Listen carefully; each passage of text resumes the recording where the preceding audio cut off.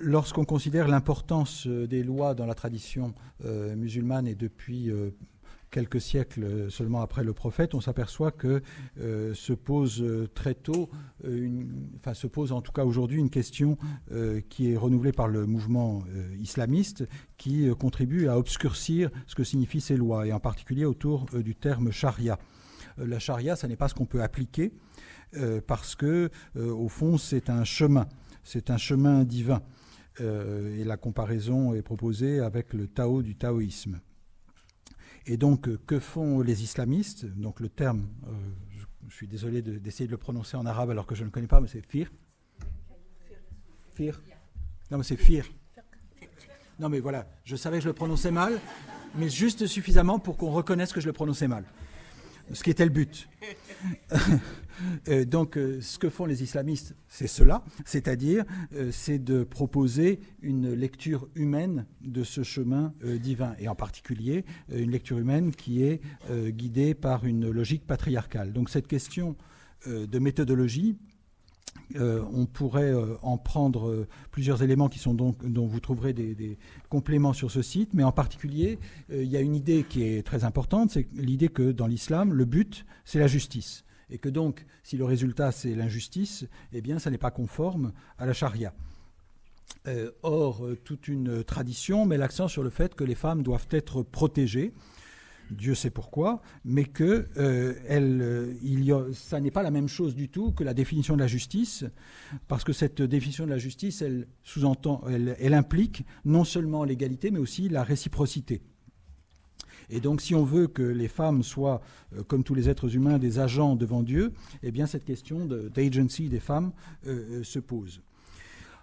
Cette question, elle se pose, et le féminisme islamique dont se réclame Amina Wadud la pose tout particulièrement dans le domaine de la sphère privée et de la famille, puisque, à certains égards, si l'islamisme s'est accommodé d'une sphère privée très inégalitaire, patriarcale, le féminisme laïque s'est surtout concentré sur la place des femmes dans l'espace public, et donc, du coup, a peu remis en cause ce rôle des femmes dans l'espace privé. Séculier plutôt que laïque? Oui, j'hésitais entre séculier et laïque, puisque je sais que je me rallie. Donc, à chaque fois qu'auparavant j'ai dit laïque, entendez séculier.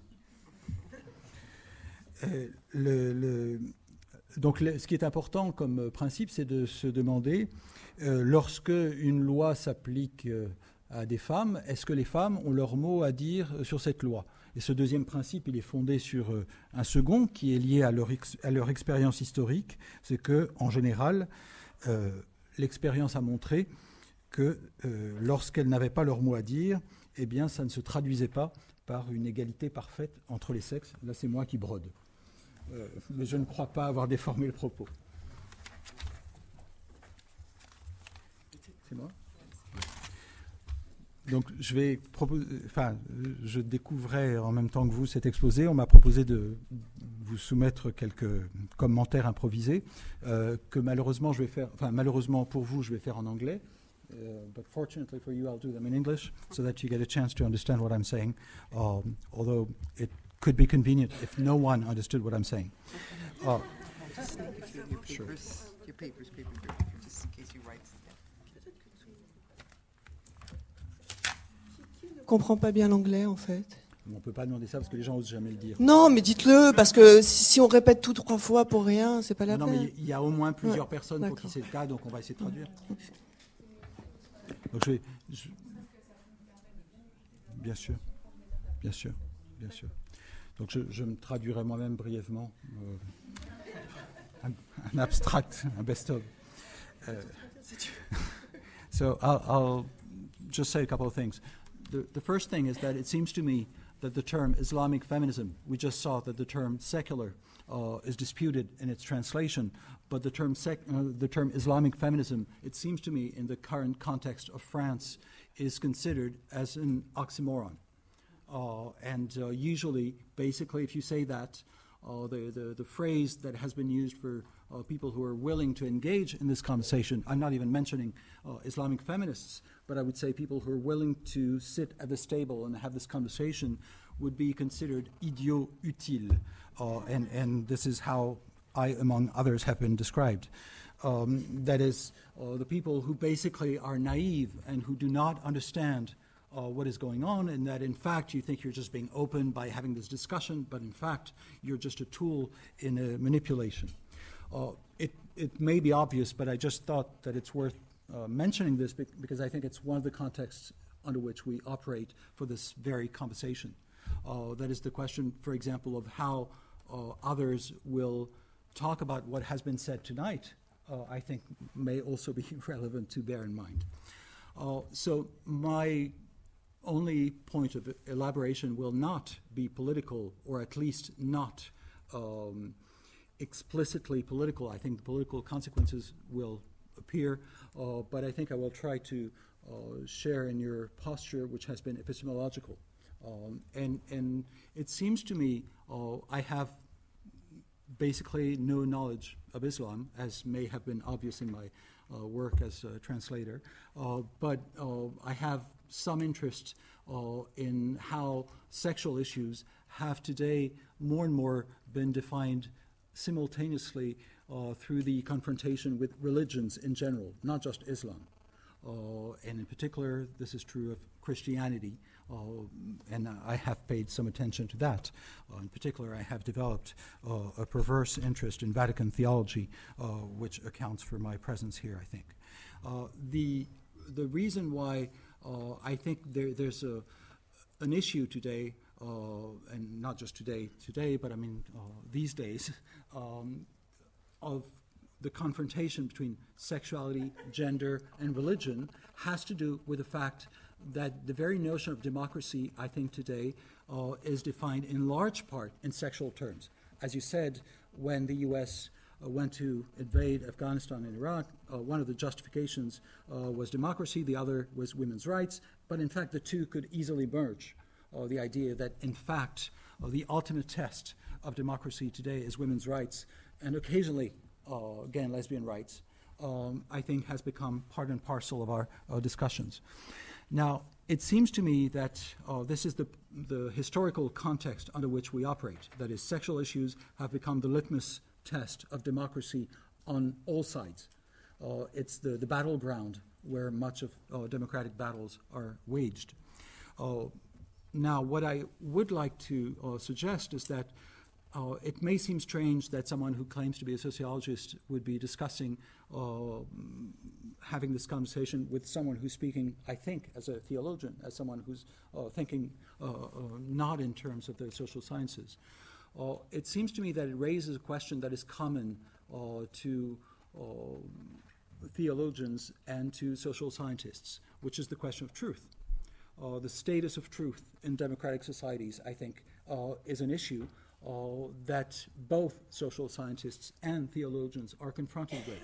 That is, if there is something like history, and this is, I think, something you have emphasized in your presentation, if there is something like history, then history also applies to those whose work it is to reflect on truth, whether it be as theologians or as social scientists, and many others as well. That is, if there is something like a history of truth, that means that there's always, as you pointed out, human agency in elaborating truth. This is true if we're talking about religion. That is, what Islam means cannot be completely dissociated historically from the way human beings have invested Islam with certain meanings. But this is true also of sociology or anthropology. That is, basically, it's not as if sociology or anthropology had been completely feminist or open to these discussions from the start. I mean, Durkheim is not exactly a feminist. So it seems to me that it's worth bearing in mind that this is not just a problem for religions, it's a problem for any discourse about truth. And it seems to me that this is a common ground. It does not mean that we would come up with the same answers, that's another problem, but I think we're all confronted with the fact that truth is not considered, as it may have been in the past, as something that is given once and for all. And so the work of interpretation is something that theologians do.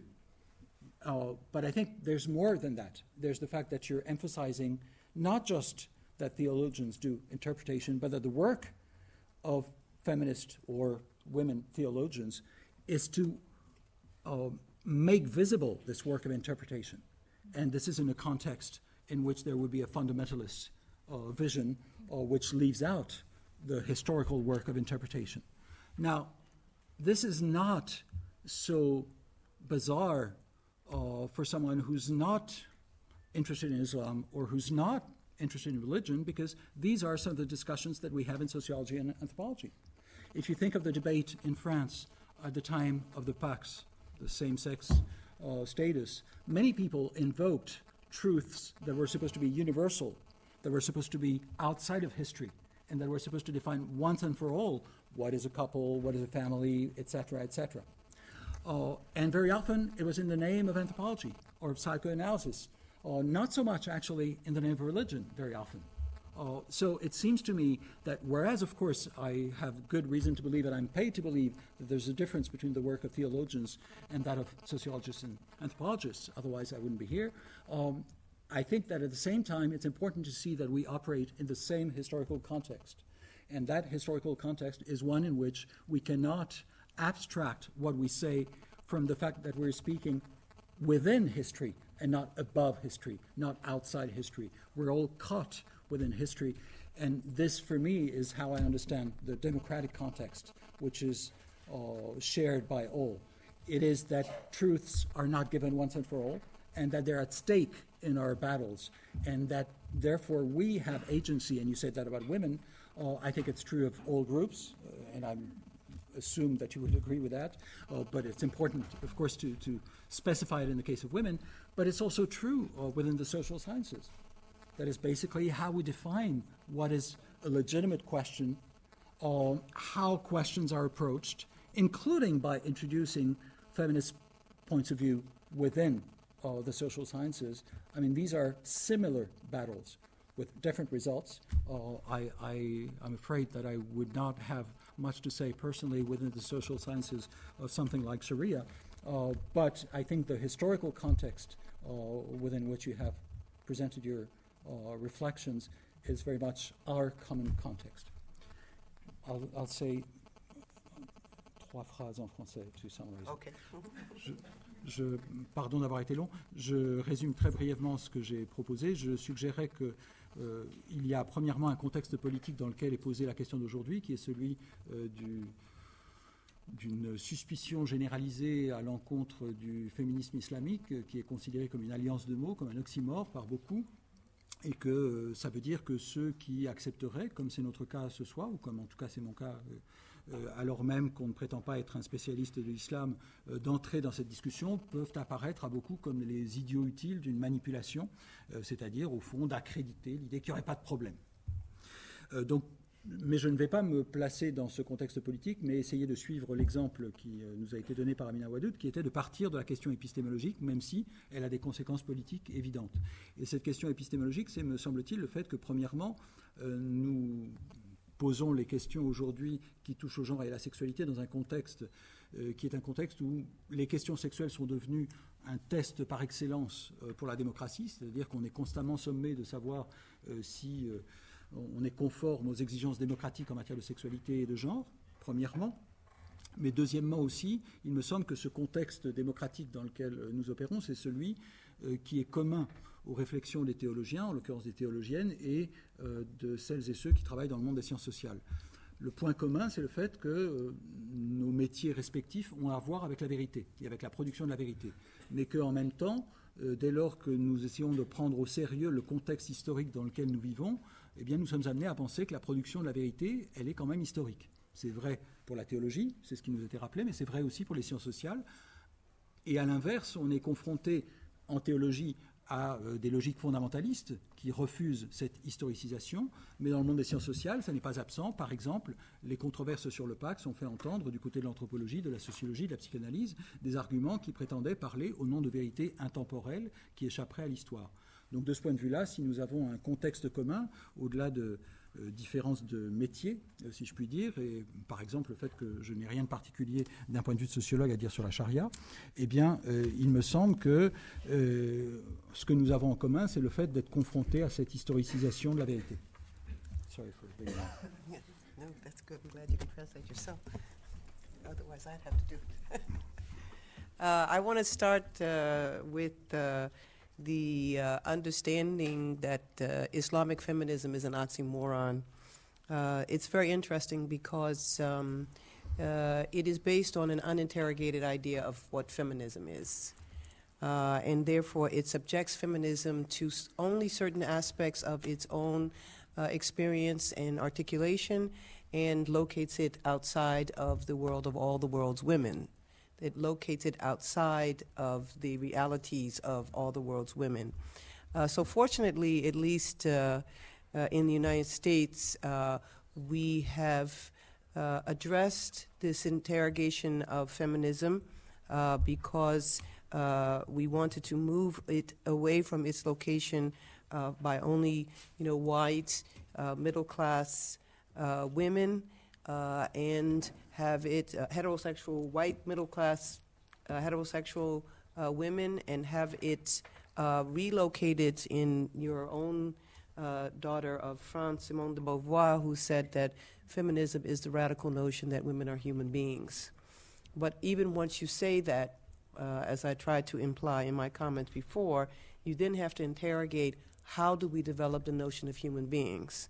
I've been interested in Islamic ethics, and Islamic ethics as a historical intellectual operation was based on the male as the human being, and therefore often the female was deviant with regard to it. So I jumped past that development to go back to the Quranic establishment of the notion of the human being as an agent before God. And once you do that, then Islamic feminism is no more an oxymoron than a French Muslima. So it is just a case of being willing to accept that I said that Islam as a term or an epistemology needs to be interrogated, but then leaving feminism locked into certain manifestations of itself. And in fact, this was one of the reasons, well, another of the reasons why it took me some time to be able to come to peace with the term feminism, because I noticed that feminists were willing to interrogate every aspect of the social sciences and medicines and the natural sciences, but they did not interrogate religion. They left religion as if somehow its articulations and manifestations were in fact what was ordained by the sacred, and not in fact also operations in time or operations in history. All of our history is being characterized by patriarchy. So I would also have to defer to the work that was done by a lawyer, a legal professor named Madhavi Sundar, where she says that as a consequence of the Enlightenment, especially in the context of the public space and these quote-unquote movements of democracy, although she doesn't use those words, the separation, quote-unquote, the separation of church and state, the separation, church and state, or religion and state. I don't want to say church, it's too problematic. The separation of religion and state, or religion and law, gave law the purview of reasoning, which therefore could be adjudicated by people, but religion was hopelessly irrational, could not be subjected to laws, and the like. And the consequences was that those same legal systems approved of very patriarchal reflections or conservative reflections of religion, and that religions then became static within those articulations, that they were no longer alive. So if truth is alive, certainly then religion is alive.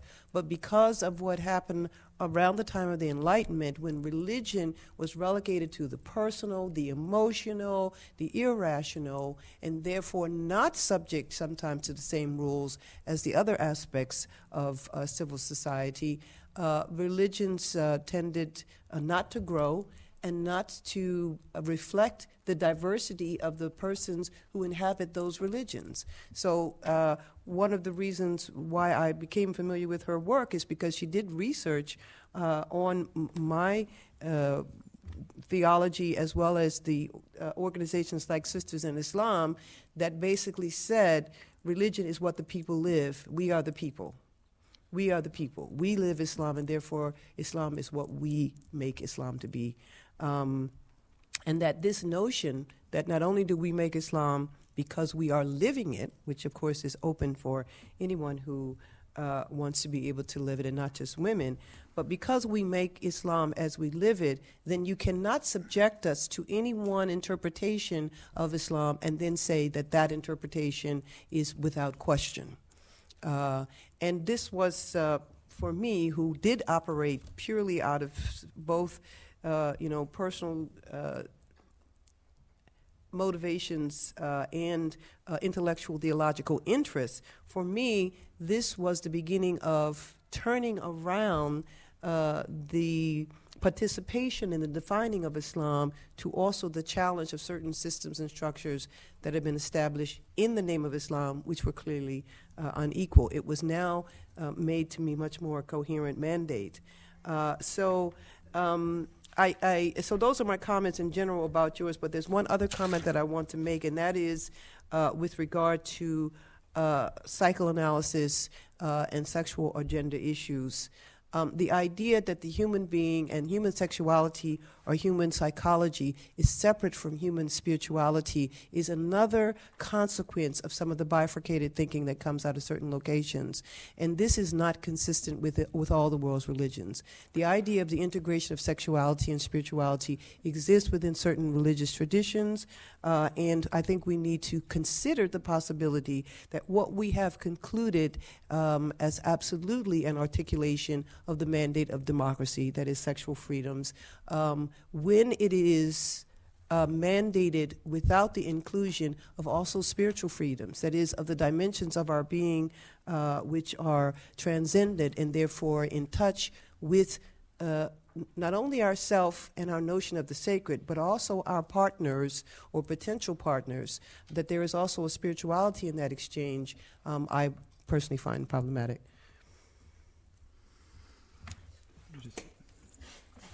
Je traduis aussi. Je traduis aussi. Je traduis très rapidement. Repartant de l'idée d'un oxymore que constituerait le féminisme islamique, la question qui se pose, c'est que, en fait, cet oxymore, il suppose qu'on se place en dehors de l'expérience réelle de la plupart des femmes dans le monde. Et justement, si on veut repartir de cette idée de femmes qui sont des agents devant Dieu, c'est bien ça qu'il faut reprendre en compte. La difficulté qu'a rencontrée Amina Wadud et qui l'a amenée pendant longtemps à être réticente à l'encontre du féminisme, c'est que le féminisme, justement, était prêt à interroger toutes sortes de choses, telles que la science, mais pas la religion. Et donc cette réconciliation avec le terme de féminisme, eh bien ça passe par là, c'est-à-dire par la prise en compte de la religion, mais ça amène à réfléchir à ce qui s'est passé depuis les Lumières, et en particulier le fait que la religion a été renvoyée comme l'autre des Lumières, c'est-à-dire ce qui était du côté de l'irrationalité et non pas du côté de la vérité. La réflexion d'une juriste dont je n'ai pas retenu le nom, c'est que ce qui était important, c'était que la religion, ça avait à voir avec ce que les gens vivent, et que ça a pu servir de point de départ pour retourner, pour défier, pour remettre en cause des conceptions inégalitaires de l'islam, à la fois pour des raisons personnelles et pour des raisons intellectuelles et théologiques. Dernier point sur la psychanalyse, de fait, l'idée que la sexualité et la spiritualité existeraient sur des planètes séparées, c'est une des choses, me semble-t-il, que vous remettez en cause, ce qui pourrait nous amener à discuter, et avec l'idée que si on veut parler de liberté sexuelle, eh bien, il faut penser aussi à la dimension spirituelle de cette liberté. Alors on va peut-être passer la parole, faire tous les trois quelques petits commentaires et questions, et ensuite prendre des questions de la salle parce qu'il est déjà tard en fait. Donc Florence, Ludovic, puis moi.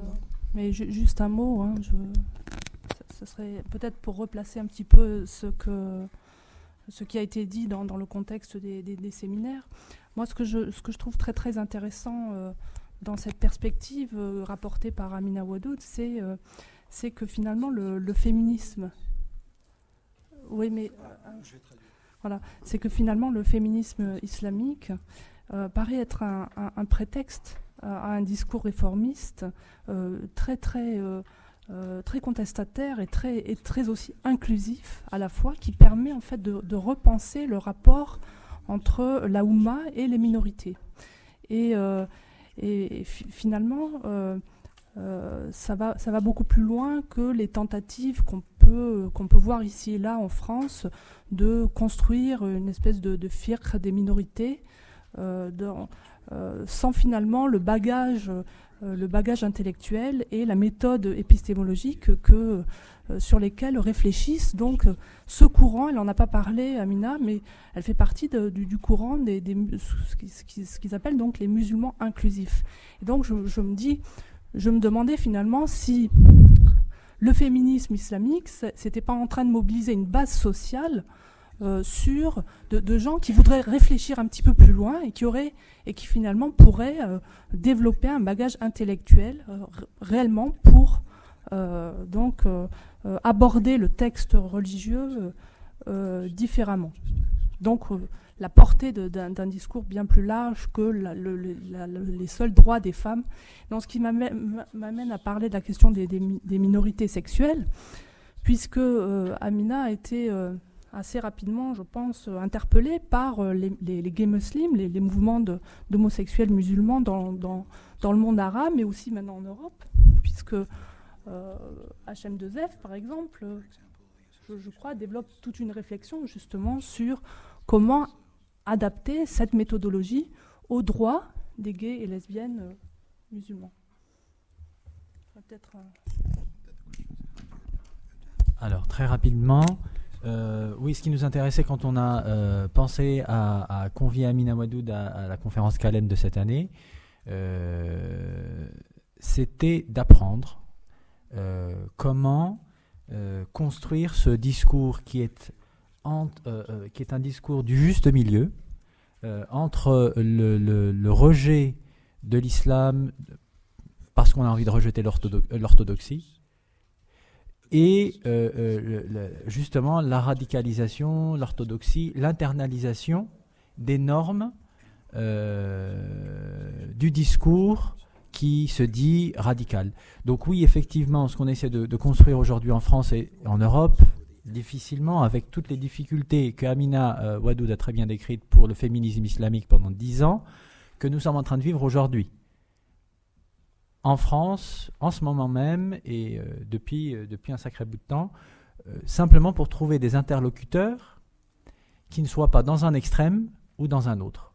Donc c'est un discours qui, peut-être n'en a pas l'air, mais est fondamentalement contestataire, inclusif, dans le sens où, effectivement, et si on dit que l'islam, c'est une religion, spiritualité, une culture de tolérance, etc., alors où est la tolérance quand on exclut 50% de l'humanité parce qu'ils sont des femmes, plus 20% parce qu'ils sont homosexuels ou bisexuels, etc., et ça n'en finit pas.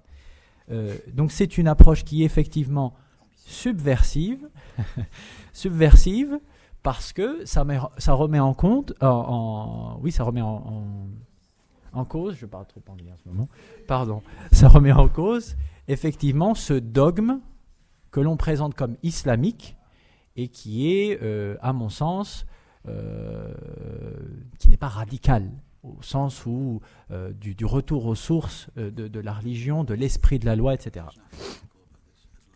Donc voilà, c'est une approche qui est celle des gays musulmans, comme la qualifie très justement Florence, l'activisme LGBT, lesbienne, gay, bisexuel, transsexuel, islamique, enfin bon, quel que soit le nom qu'on veut bien lui donner, c'est une approche qui est bien plus radicale et qui se veut bien plus peut-être authentique. Alors, l'espoir fait vivre, nous ne sommes pas là pour convaincre qui que ce soit, c'est ce qu'on se disait tout à l'heure avec Amina, il y aura toujours des gens pour contester les contestataires, etc. Mais l'essentiel, c'est d'être somewhere in the map. C'est de se placer et d'avoir une visibilité, d'exister, d'offrir cette possibilité-là à des gens qui vivent ça dans leur chair, dans leur quotidien depuis qu'ils sont nés, parce qu'ils sont femmes, parce qu'ils sont lesbiennes, parce qu'ils sont homosexuels, et les doubles, les triples discriminations, on peut en rajouter, séropositifs, noirs, arabes, etc., etc. De leur offrir juste la possibilité, c'est ce que la plupart des gens à qui nous avons affaire et à qui s'adresse ce discours demandent, simplement la possibilité d'exister sans avoir à vivre une dissonance cognitive, comme on dirait en psychologie, c'est-à-dire une schizophrénie au quotidien, d'avoir à choisir entre sa sexualité, sa spiritualité, son corps et sa tête, alors que tout ça, bien évidemment, fait partie d'une approche qui doit être holistique, qui doit prendre en compte l'ensemble des caractéristiques de l'être humain.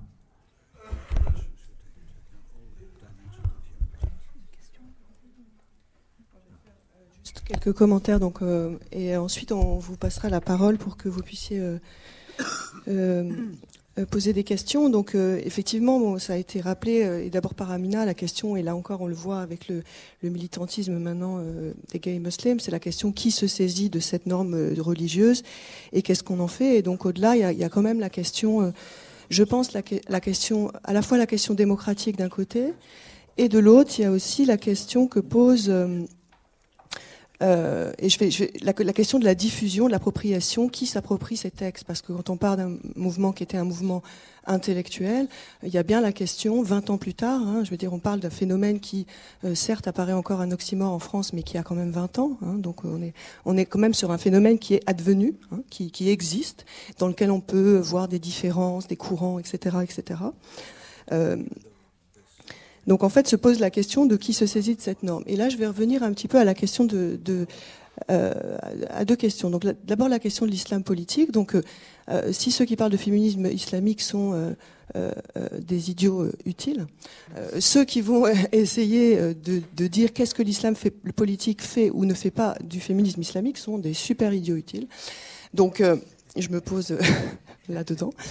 Avec cette idée, non, mais de voir 20 ans plus tard, en fait, qui se saisit de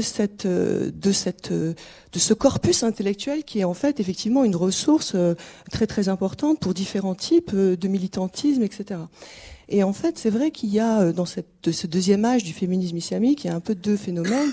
À la fois un mouvement transnational, global, de théologiennes, de groupes militants qui tendent à diffuser cette autorité féminine.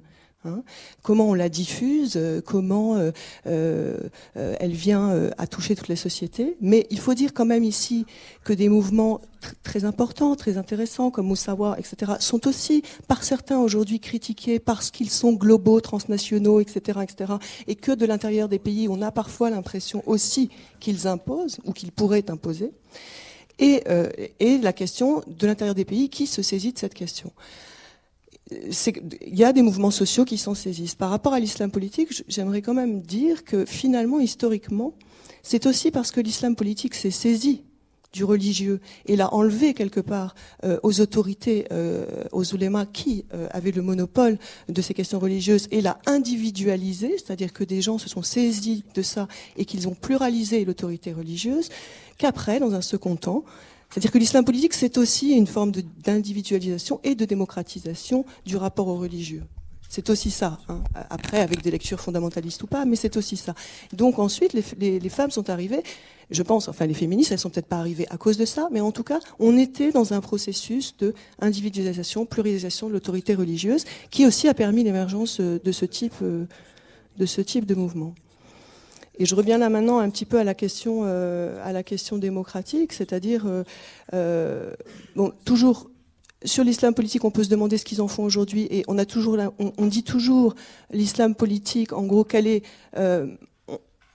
on peut aujourd'hui se poser la question de l'influence du féminisme islamique sur l'islam politique à certains endroits. Si on voit quelqu'un comme Tarek Ramadan, en France, on va vous dire, ah oui, c'est lui qui a inventé le féminisme islamique. Il n'a rien inventé du tout. Non, mais il y a des gens qui disent ça. Enfin, je veux dire, je l'ai entendu, il a absolument rien inventé du tout. Mais par contre, beaucoup de gens disent ça, oui. Oui. C'est-à-dire, oui, vous vous rendez compte, ça ne peut être que un projet fondamentaliste, puisque Tariq Ramadan, etc. Bon.